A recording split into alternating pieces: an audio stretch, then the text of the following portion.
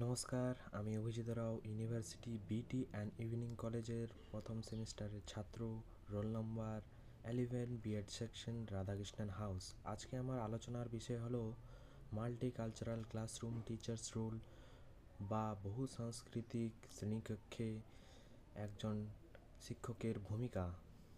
আজকে যে সমস্ত বিষয়গুলি আমরা জানব সেগুলি হলো definition, characteristics, teachers role, conclusion. তো প্রথমেই আমরা জানব হোয়াট ইজ মাল্টিকালচারাল ক্লাসরুম বা বহু সাংস্কৃতিক শ্রেণীকক্ষ কাকে বলে। বহু সাংস্কৃতিক শ্রেণীকক্ষ হলো এমন এক ধরনের শ্রেণীকক্ষ যেখানে বিভিন্ন জাতি, ধর্ম, বর্ণ, বিভিন্ন ভাষার ছাত্রছাত্রীরা একই শ্রেণীকক্ষের নিচে পড়াশোনা করেন। এরপরে আমরা জানব এর কিছু ক্যারেক্টারিস্টিক্স। তো সর্বপ্রথমে আমরা জানব ডাইভার্স এনভায়রনমেন্ট। এই শ্রেণীকক্ষে বিভিন্ন ভাষাভাষী সংস্কৃতির ছাত্রছাত্রীরা একই সঙ্গে পড়াশোনা করেন। তাদের মনন ও চিন্তন আলাদা হওয়ায় একটি বৈচিত্র্যপূর্ণ পরিবেশের সমাবেশ ঘটে এই শ্রেণীকক্ষে। এর পরবর্তী পয়েন্ট সোশিও ইকোনমিক সিচুয়েশন। এই শ্রেণীকক্ষে ছাত্রছাত্রীরা সাংস্কৃতিক দিক দিয়ে আলাদা হলেও এদেরকে আলাদা করে আর্থসামাজিক পরিবেশ, যার ফলে তাদের মনন ও চিন্তন আলাদা রকমের হয়। Friendly behaviour. মাল্টিকালচারাল ক্লাসরুমে পরকে আপন করে নেওয়ার একটা মানসিকতা সর্বদাই লক্ষ্য করা যায়। ভাষাগত কনফ্লিক্ট। মাল্টিকালচারাল ক্লাসরুম বা বহু সাংস্কৃতিক শ্রেণীকক্ষে সবচেয়ে প্রধান বৈশিষ্ট্য হলো ভাষাগত দ্বন্দ্ব। দুটি আলাদা সংস্কৃতির মানুষ একই শ্রেণীকক্ষে উপস্থিত হলেও তাদের ভাব বিনিময়ের পথে বাধা সৃষ্টি করে এই ভাষা। এরপরে আজকের মূল আলোচনার বিষয় the role of teacher in the multicultural classroom.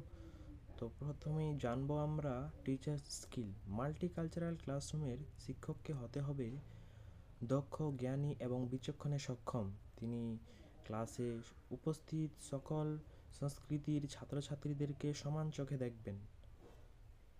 এর পরবর্তী পয়েন্ট রয়েছে segregation in terms of diversity. শ্রেণীকক্ষে উপস্থিত ছাত্রছাত্রীদেরকে একজন শিক্ষক তাদের ধর্ম, রীতিনীতি পর্যবেক্ষণ করে একটি বৈচিত্র্যপূর্ণ ক্লাসরুম তৈরি করবেন। এর পরবর্তী পয়েন্ট রয়েছে রেসপেক্টফুল অ্যাটিটিউড। মাল্টিকালচারাল ক্লাসরুমের শিক্ষককে হতে হবে অন্য ধর্মের প্রতি শ্রদ্ধা এবং সহনশীলতা, এবং তিনি ছাত্রদেরকেও এই শ্রদ্ধা এবং সহনশীলতা শেখাবেন। এর পরবর্তী পয়েন্ট রয়েছে ইন্সপায়ারিং কিউরিওসিটি।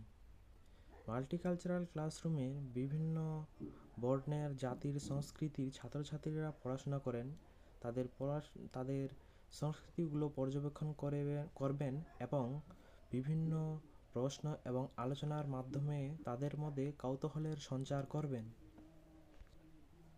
এর পরবর্তী পয়েন্ট রয়েছে স্পেসিফাই অ্যাক্টিভ পার্টিসিপেশন।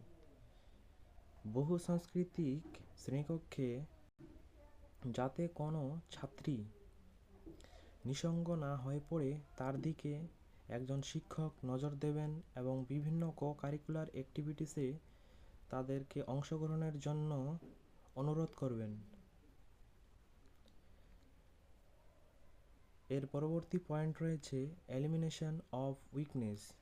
ক্লাসরুম বা শ্রেণীকক্ষে এবং শ্রেণীকক্ষের বাইরে কোনো ছাত্রীর যদি কোনো রকম দুর্বলতা থেকে থাকে তা দূর করবেন এবং তাকে বিভিন্ন বিষয়ে হেল্প করবেন।